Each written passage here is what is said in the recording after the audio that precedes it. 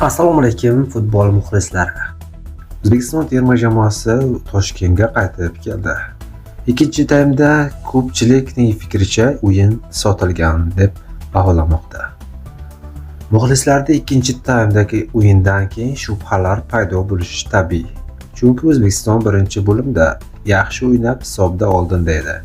Ikkinchi bo'limda esa jamoa ustunlikni boy berdi va 3-1 hisobda mag'lub bo'ldi. Ko'pchilik ijtimoiy tarmoqlarda ikkinchi taymda nima bo'ldi? Nega jamoa butunlay o'zgarib qoldi? degan savollarni bermoqda. Ayrimlar hatto o'yin sotilgan bo'lishi mumkinligini ham yozmoqda. Lekin buni tasdiqlaydigan hech qanday rasmiy dalil hozircha yo'q. Eng ehtimoliy tushuntirish taktik xatolar, charchoq va Kongoning ikkinchi taymdagi bosimi bo'lishi mumkin degan xabar.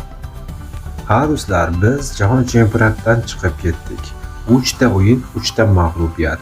Ko'pchiligingiz hozir hech narsaga erishmadik deb o'ylayapsiz. Lekin menda boshqacha savol bor. Rostdan ham O'zbekiston hech narsa yutmadimi? Menimcha yo'q. Avvalo butun dunyo O'zbekistonni tanidi. Ilk bor jahon chempionatida mamlakatimiz bayrog'i ko'tarildi.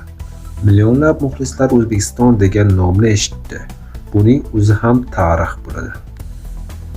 Ikkinchidan, futbolchilarimiz dunyo darajasidagi raqiblarga qarshi maydonga tushishdi. Kolumbiya, Portugaliya va Kongo kabi kuchli jamoalarga qarshi o'ynash hech qanday futbolchi uchun katta maktab.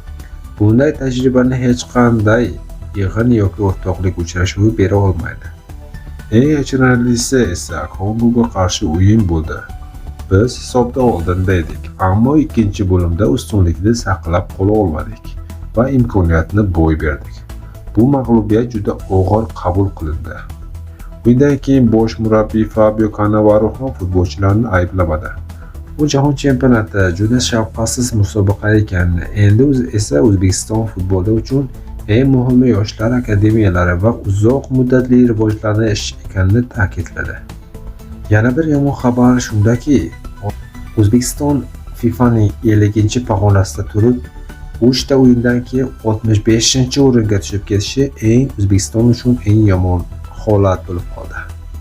Siz qanday fikrdasiz? Fikringizni kommentariyada yozib qoldiring.